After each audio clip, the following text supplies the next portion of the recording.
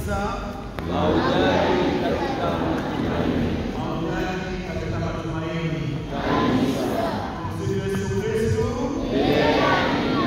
Heri kwa sherehe ya Ekaristi Takatifu.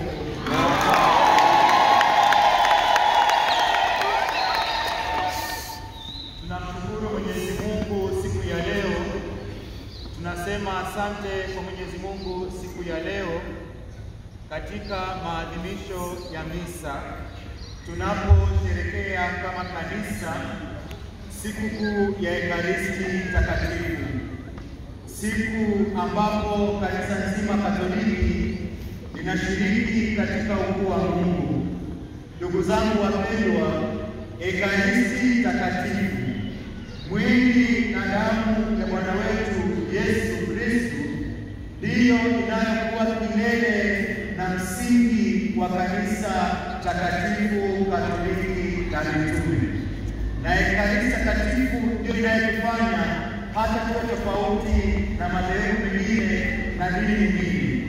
Maana Ekaristi Takatifu kwetu ni Mungu kweli katika maumbo ya mkate na divai.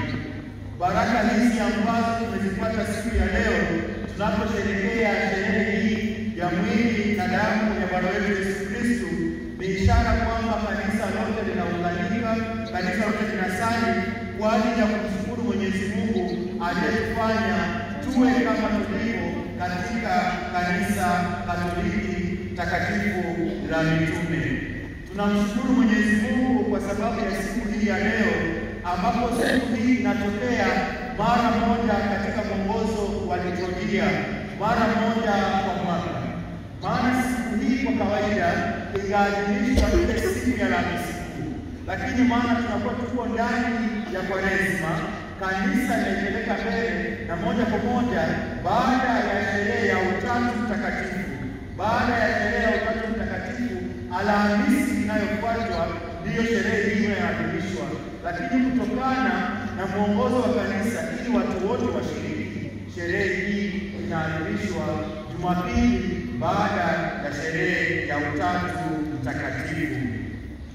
Sherehe hii ya Ekaristi Takatifu inatufanya tuwe tofauti na madhehebu mengine. Kwa sababu gani? Kwetu sisi wa Katoliki, Ekaristi Takatifu ndiyo msingi wa adhimisho au maadhimisho yote ndani ya kanisa, na Ekaristi Takatifu inaadhimishwa katika misa takatifu.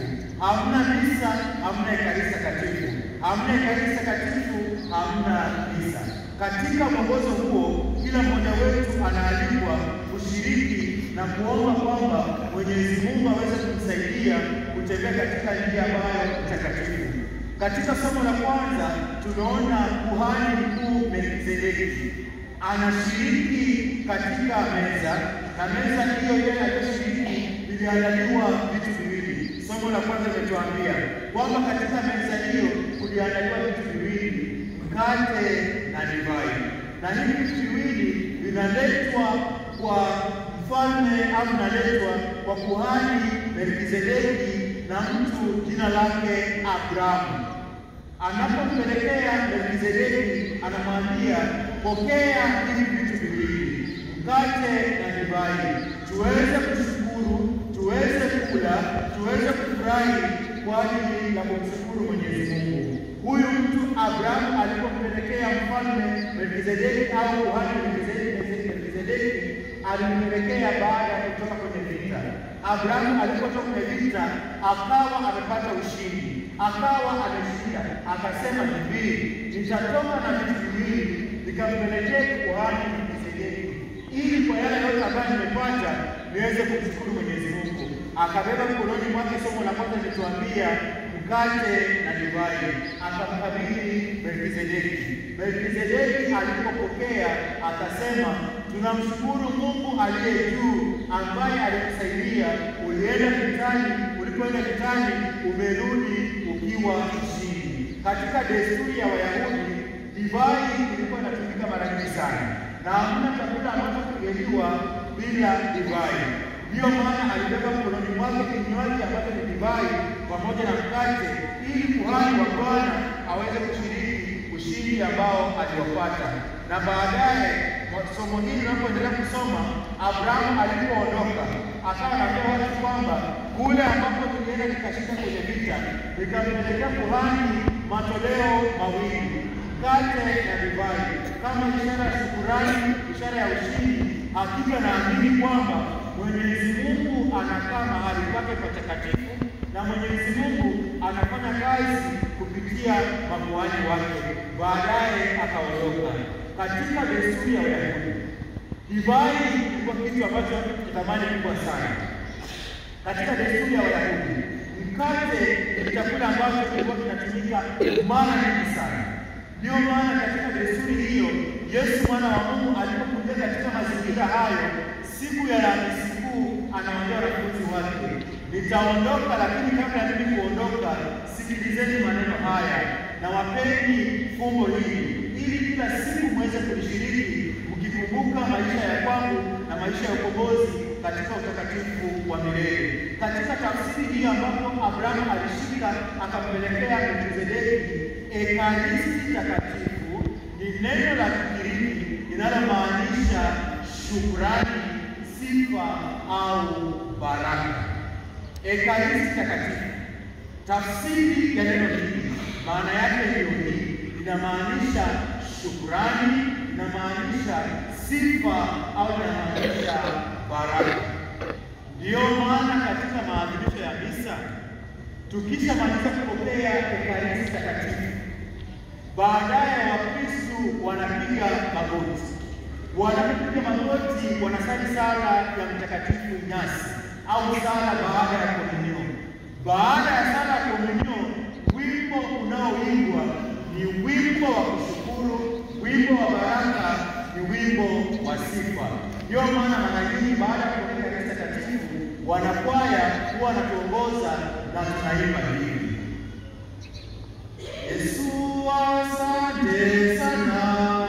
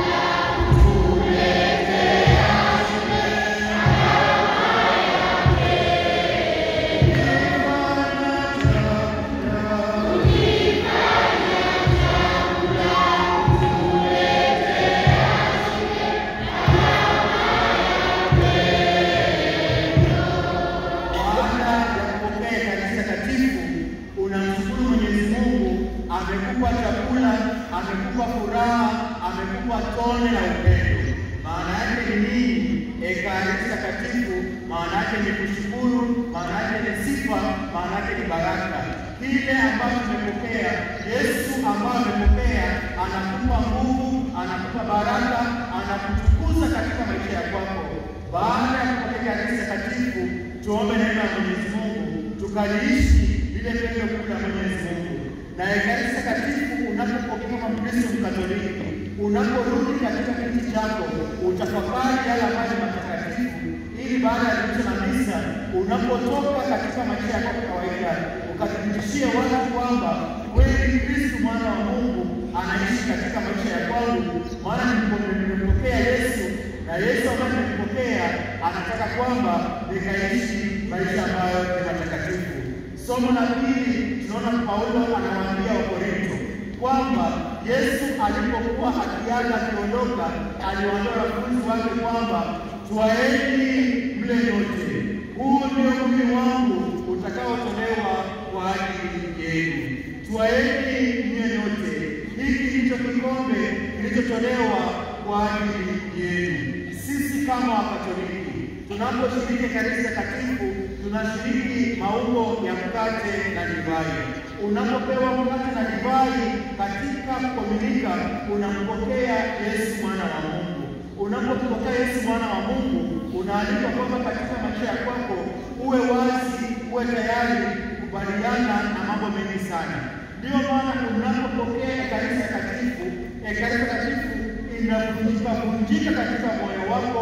Inapopotea katika moyo wako, inasambaa katika mwili wako mzima, ukawe sura ya Yesu. Unapokuwa sura ya Yesu, ukumbuke kwamba katika maisha ya kwako utakuwa na changamoto, utakuwa na mawimbi, utakuwa na dhoruba, lakini uweze kusimama imara. Ndio maana baada ya Papa kusema, tazama mwana kondoo wa Mungu anavunja Ekaristia. Anapovunja Ekaristia iliyobarikiwa, baadaye Hosea hiyo inakatika mara mbili. Tafsiri ni kwamba wewe utakapopokea Ekaristi, hata wewe utavunjwa, lakini hata kama utavunjwa, usimame imara, maana mwana wa Mungu yupo katika moyo wako, mwana wa Mungu yupo katika mwili wako, mwana wa Mungu Ekaristi Takatifu yupo katika nafsi yako. Tuhimizane kupokea Ekaristi Takatifu. Wale ambao wana vikwazo, kuomba neno la Mwenyezi Mungu viondokane. Ndio maana Kristo anakuja kwa padri, anamwambia padri, natamani sasa nirudi kundini ili niweze kushiriki Ekaristi Takatifu. Na padri anamuuliza, unapotaka kurudi kundini ulikuwa wapi ile ya sisi? Anasema, jamani, nilifanya 1, 2, 3 lakini hayo yote nimeacha, nataka nirudi kundini. Anaporudishwa kundini, anakaribishwa na kushiriki Ekaristi Takatifu kila siku. Sisi kama Wakatoliki, Ekaristi Takatifu inaadhimishwa kila siku iendayo kwa Mungu. Ekaristi Takatifu, hata kama hakuwa mwadhimishi au kitendea mwadhimishi sehemu nyingine, Yesu Ekaristi anaadhimishwa usiku na mchana. Ekaristi Takatifu inaadhimishwa. Tuhimizane kupokea Ekaristi Takatifu, tuhimizane kusali, kuiheshimu na kuabudu Ekaristi Takatifu. Na kwa namna pekee siku ya leo tunaenda kuabudu Ekaristi Takatifu, kuitembeza katika mitaa yetu, katika majumba yetu, katika sehemu zetu. Tuwaambie kwamba pale ambapo Yesu Ekaristi Takatifu anapita, amani ipatikane, furaha ipatikane, upendo upatikane. Na wewe ambao utapata bahati kwamba Ekaristi Takatifu pale anapenda inapita mbele yako, ikiwezekana kwa Mkristo Mkatoliki, wakati ambapo tumeshamaliza kuzunguka kote, tunarudi hapa na Yesu wa Ekaristi. Ukibahatika, kama una kanga yako, kama una shuka lako, kama una mkeka wa kwako, uweke pale mlangoni Ekaristi. Atakapokuwa anapitishwa na padri, akanyaki kwenye ile kanga, kwenye ile shuka, baadaye baraka za Mwenyezi Mungu uzipeleke nyumbani kwako. Utamaduni unafanyika hivyo. Baada ya mzunguko, wakati Ekaristi sasa analetwa kanisani, mwishoni kabisa Wakristo wanatandika, kama na kanga lako, shuka lako, kitambaa cha kwako, Yesu Ekaristi apite pale. Wewe kitambaa kile, shuka kile, utandio kule, ukaupeleke nyumbani kwako, baraka ziende sawasawa na baraka za Yesu wa Ekaristi. Katika kanisa Katoliki, miujiza imefanyika mingi sana kupitia kwa Yesu Ekaristi. Watu wanaposali, wanapoomba mbele ya Yesu Ekaristi, wanafanikiwa, wanafunguliwa, wanapata uponyaji, wanapata amani, wanapata furaha. Siku moja Mtakatifu Antonio wa Padua alikuwa anatoka nje ya kanisa. Alipotoka nje ya kanisa, kulikuwa na mtu mmoja ambaye alikuwa haamini katika Ekaristi Takatifu. Akawa anachunga punda wake, anamsukuma kwenda kuchunga ile punda. Alikuwa na Mtakatifu Antonio wa Padua anatembea na Yesu Ekaristi. Yule mtu mwenye punda akafunga punda yake pembeni, akamwendea Mtakatifu Antonio wa Padua, akamuuliza Mtakatifu Antonio wa Padua, hiki ambacho kibeba naona watu wakiinama, watu wakisujudu, watu wakipiga kelele, watu wakishangilia. Ni nini? Mtakatifu Antonio Padua akamwambia mtu, huyu ni Yesu Ekaristi katika maumbo haya ya mkate na divai, na huyu Yesu Ekaristi ukimwamini utapata mafanikio. Yule mtu akaenda akafungua muda wake akatoka. Alipokuwa anatoka, Mtakatifu Antonio Padua akamwita, akamwambia njoo. Akamwambia, sasa naomba usimame hapa ukaangalie Yesu Ekaristi. Na wakati ule Mtakatifu Antonio Padua ameshikilia mosa na pale pale ambaye Yesu Ekaristi anamwangalia yule bwana ambaye alikuwa amwamini. Yule bwana alipokazia macho ya Ekaristi Takatifu akaanza kulia. Alipoanza kulia akawa anataka kufungua punda wake, akamwacha ile punda. Alipomwacha ile punda pale akasema kwamba mimi nitaandamana na huyu Yesu unayemzungusha, ili baadaye hata punda wangu aweze kupata baraka. Baadaye akazunguka na wale watu wa Mtakatifu Antonio Padua wakitembea na Ekaristi Takatifu. Aliporudi akampata punda wake yuko pale, akaenda nyumbani. Baadaye akasimulia watu, akawaambia kwamba mimi sikuwa naamini, mimi sio Mkatoliki, lakini nilipokuwa napita nje ya kanisa, mtu mmoja jina lake Antonio Padua ambaye anasikia ni mtakatifu ametembea na Yesu Ekaristi. Kweli nilipoangalia Yesu Ekaristi, moyo wangu ulipata amani, nafsi yangu ilipata amani, na nikatoa machozi nikasema, kwa nini miaka hii yote nilikuwa nyuma? Kuna maisha ya uponyaji, kuna maisha ya miujiza ndani ya Yesu wa Ekaristi. Mtakatifu Vicente Pallotti anasema hivi kuhusu Ekaristi Takatifu. Anasema Ekaristi Takatifu ni chanzo cha neema ambayo inaleta watu wote pamoja, maskini, tajiri, wakubwa, wadogo, wanaume kwa wanawake. Narudia, Mtakatifu Vicente Pallotti anasema hivi, Ekaristi Takatifu ni chanzo cha neema ambayo inaleta watu wote kwa pamoja. Ndio maana sisi tuko hapa, sisi wote tumeunganishwa kwa Ekaristi Takatifu. Chanzo cha neema, tuko wakubwa, wadogo, maskini, tajiri, wala ambao wanaumwa, wala ambao wagonjwa, tunaunganishwa na Ekaristi Takatifu. Huyo ni Mtakatifu Vicente Pallotti. Mtakatifu Padre Pio anasema hivi kuhusu Ekaristi Takatifu. Mtakatifu Padre Pio anasema hivi, ingekuwa rahisi ulimwengu kuwepo bila jua. Ingekuwa rahisi ulimwengu kuwepo bila jua kuliko bila misa takatifu. Kama tungalijua jinsi Mungu anavyoienzi sadaka hii, tungekuwa tayari kuhatarisha maisha yetu kuliko kushindwa kuhudhuria misa hata mara moja kwa siku. Mtakatifu Padre Pio anasema hivi, ingekuwa rahisi ulimwengu uwepo bila jua kuliko bila misa takatifu.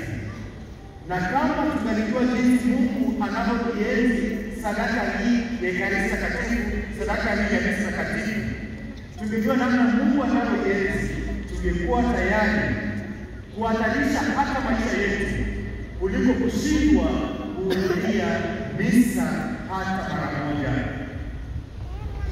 Padre Pio katika maisha yake alipita katika maisha magumu sana, na katika mikono yake Padre Pio kulikuwa na madonda ambayo ilikuwa na damu kila siku. Anashiria kusema kwamba ulimwengu huu ingekuwa rahisi uwepo bila jua kuliko uwapo bila misa takatifu.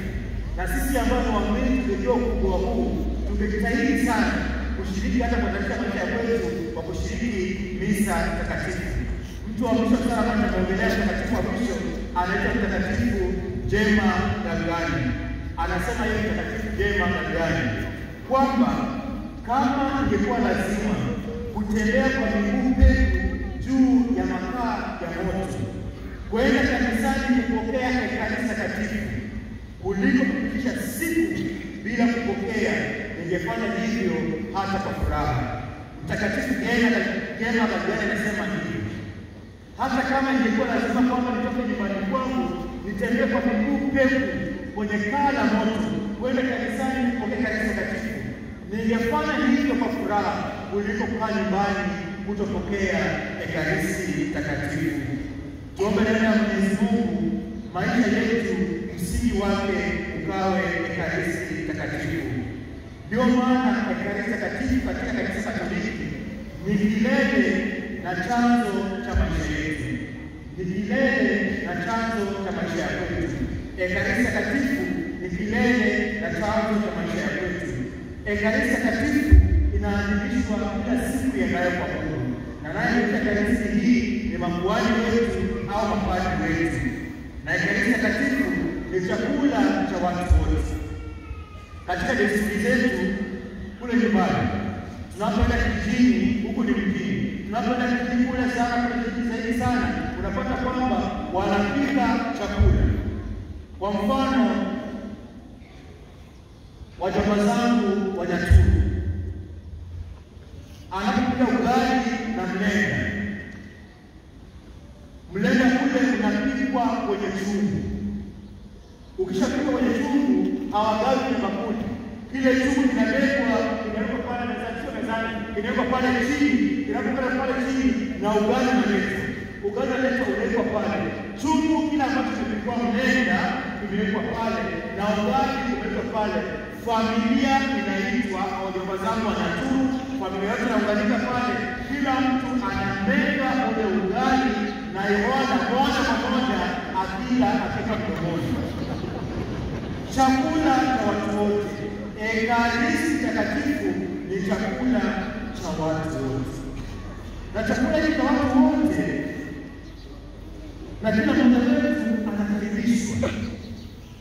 Na unapokaribishwa, kitu ambacho padri amesema, unakaribishwa kwa ajili ya kupokea ukiwa katika maandalizi.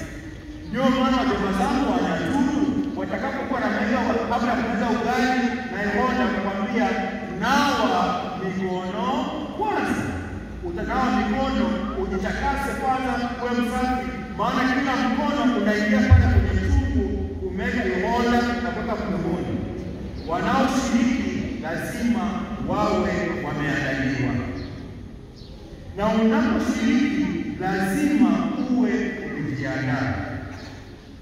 Ndio maana wanakwaya huwa wanatumbia hivi: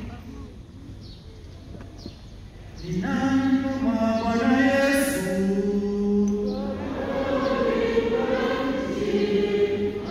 anayetualika sote kwenye karamu aliyoiandaa ili tuwe na moyo safi. Ni nani kama Bwana Yesu, mfalme wa mbingu na nchi, anayetualika sote kwenye karamu aliyoiandaa ili tuwe na moyo safi. Uwe maskini, uwe tajiri, unaalikwa kushiriki ekaristi takatifu, unaalikwa kuabudu ekaristi takatifu, unaalikwa kuheshimu ekaristi takatifu, lakini lazima uwe umejiandaa. Jambo lingine, ekaristi takatifu huleta uponyaji wa roho zetu kwa namna hata ya kutoa msamaha. Ekaristi takatifu inaleta uponyaji. Ndio maana Mkristo Mkatoliki unapokuwa umepokea ekaristi takatifu, unapokuwa kwenye kiti chako, moyo wako, nafsi yako inashuka chini kabisa. Umepata uponyaji, umepata neema, umepata furaha ya Mwenyezi Mungu. Ekaristi takatifu inaleta uponyaji, na uponyaji huu sio kwako tu. Hata kama ulikuwa umeumizwa, ulikuwa umekasirishwa na mtu, baada ya kupokea ekaristi takatifu unasema sasa niende kwake nikamwombe msamaha, maana nimepata uponyaji. Unapopokea ekaristi takatifu ikufurahishe moyo wako, upate amani, upate furaha, upate uponyaji. Mimi ninapopokea ekaristi takatifu, inapoingia katika moyo wangu na kuvunjika, moyo wangu unakuwa mwepesi na muona tu Yesu katika maisha ya kwangu. Ndio maana wanakwaya huwa wanaimba hivi: niruhusu Yesu wangu.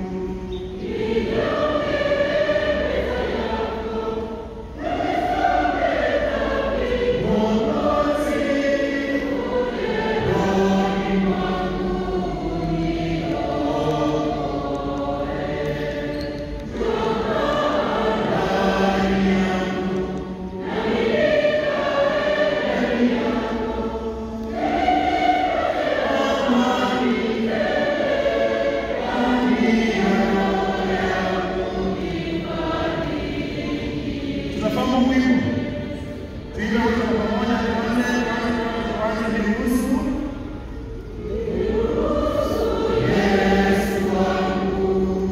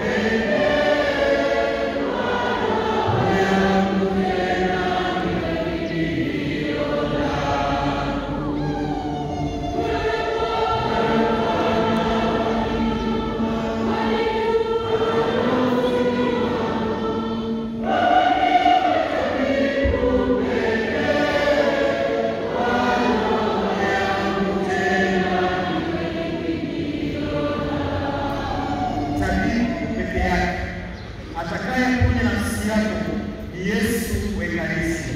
Ndiye anayejua nafsi yako inahitaji nini. Ndiye anayejua kwamba moyo wako unahitaji nini.